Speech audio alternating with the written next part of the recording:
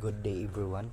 We are Group 7 and representing our report about the Article 5 Privilege of Registered Criminologists.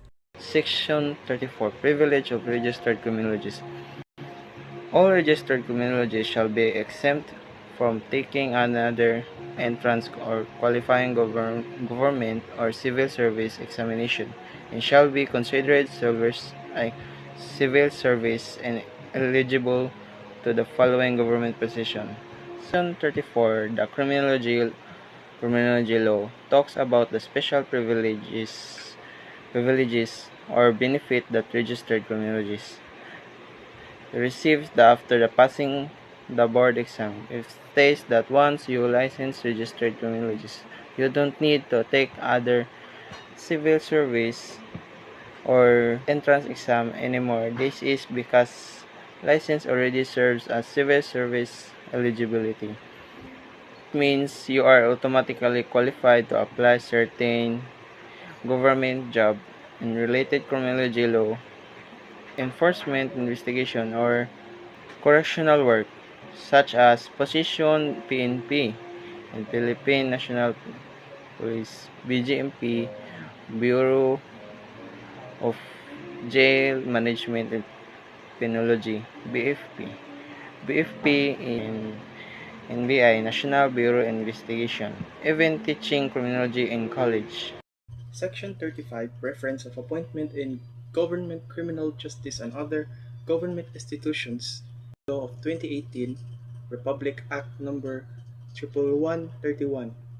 This section gives registered criminologists a special advantage or priority when applying to jobs in government agencies related to law enforcement, investigation, corrections, and public safety. Priority number 1. I know. Main points explained. Priority in hiring. Licensed criminologists are given first preference or priority for positions in government offices connected to criminology or criminal justice work. Number 2. No need for entrance or qualifying exams. They are exempted from taking entrance exam like qualifying test when applying to certain law enforcement or government agencies. Number 3.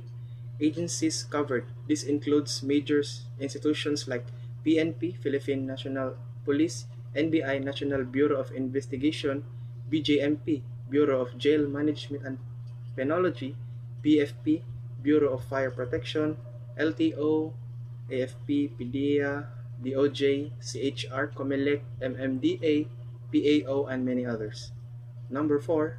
Purpose. The goal is to recognize criminology as a professional field and ensure that experts in criminology, those trained in crime prevention, law enforcement, and security, are prioritized in jobs where their skills are most useful. In short, this law ensures that licensed criminologists get priority employment in government law enforcement and criminal justice institutions without needing to take extra entrance exams since their professional license already proves their qualifications. Section 36 Literal entry of the registered criminology who are not the government service are eligible and given preference for appointment via literal entry as police, fire and jail, inspector of law equipment in the PDEA, NBI, and other equipment enforcement agency, provided that they possess the general equivalent for appointment as provided in the existing laws on appointment in the police officer and NPA, BGMP, BFP, PDEA, or NBI, provided for that those who are already in the police and jail service as non-commissioned officer and who are already registered licensed criminology be given preference for literal entry. So my explanation is this section says that licensed and criminologists can apply become officers like police, inspector, fire, inspector of jail, inspector in government law enforcement agencies such as the PNP, BFP, BGMP, PDEA, and NBI. So They will given probably when apply for this officer position as long as they meet the usual requirement like the fitness and government character. Also, if a criminologist already working in this license but not on the officially, they will be given preference to be promote, not the literal entry. Registered criminology have an advantage when applying or being promoted of the officer position in law enforcement agency. Section 37 penal clause. If someone breaks the rules entered in the law, they can be punished with in a penal between 100,000 and 500,000 or imprisonment from 2 years and 1 day up to 6 years or both depending on what the court decide. The following act are punishment. So, processing criminology without a valid license or permit. Next is try to use someone else's license, certificate or permit. So next is helping or allowing someone who are licensed to practice criminology. Next is getting a criminologist license or permit that lies or loud. Next, pretending to be a registered criminology or permit holder. Next is breaking any rule in the law or its importing rules and regulation IRR. If they violators is documented or organization that began different and they of officer responsibility will be punished. So section 37 punish anyone who already punished of abuses the criminology profession with fine, just time, or both. Section 38. Enforcement. In carrying out the provision of this act, the board shall be assisted by the Commission, the EPO, duly constituted government agencies and authorities, and the private organization in the industry may help implement education training programs that meet PRC standards.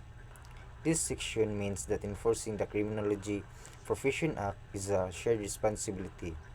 The board leads, but it is supported by the PRC, EPO, government agencies, and the private sectors to make sure criminologists follow the law, maintain ethics, and uphold professional standards. Section 39. Appropriation. The chairperson of the PRC shall immediately include in the Commission programs the implementation of this Act, the funding of which shall be included in the Annual General Appropriation Act. This section outlines the funding source for implementing the Criminology Professional Act, emphasizing that the PRC must allocate necessary funds. The budget for enforcement activities, including examination and monitoring, will be incorporated into the government annual budget through the General Appropriation Act. Consisting funding is crucial for the PRC and the Board for Criminology to operate effectively, including conducting board exam and maintaining professional standards. Section 40. Transitory Provision. The incumbent board shall, in an interim capacity, continue to operate or function by carrying out the provision of this Act without need of new appointment of the chairperson and members thereof until the first board created under this Act shall have been constituted of or organized pursuant thereto. This section ensures a smooth transition from the old system to the new one established under the law. It means that the current or existing member of the Professional Regulatory Board for Criminology will be continue to perform their duties and implement the provision of the new law temporarily, even without new appointment until a new board is officially created and organized under the new Act. Section 41. Implementing Rules and Regulation. Within 90 days from the effectivity of this Act, the Board, subject to the approval by the Commission, and in coordination with the EPO, shall be prescribe, promulgate, and issue a board resolution on the IRR of this act, and which shall be effective within 15 days after its publication in the official gazette or in any newspaper of general circulation. This section ensures that the criminology law is properly carried out by the requiring the board to make clear rules that explain how the law will be implemented and enforced. Section 42. Separability Clause.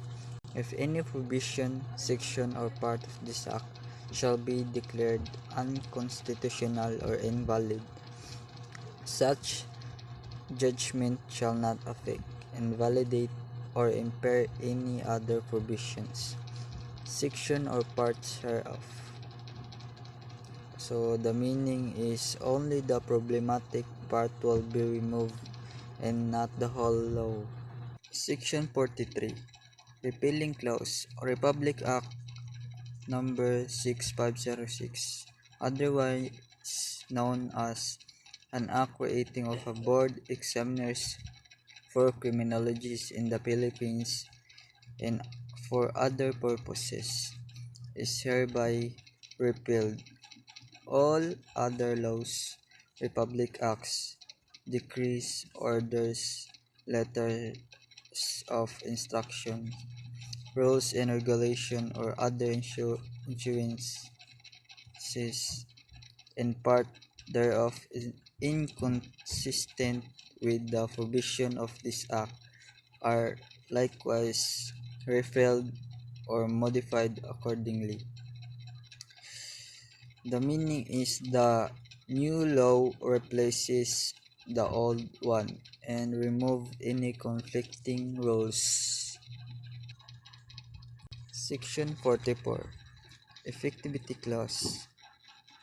This act shall take effect 15 days after its publication in the Office Gazette or any newspaper of general circulation. The meaning of this, the law becomes effective 15 days after public notice.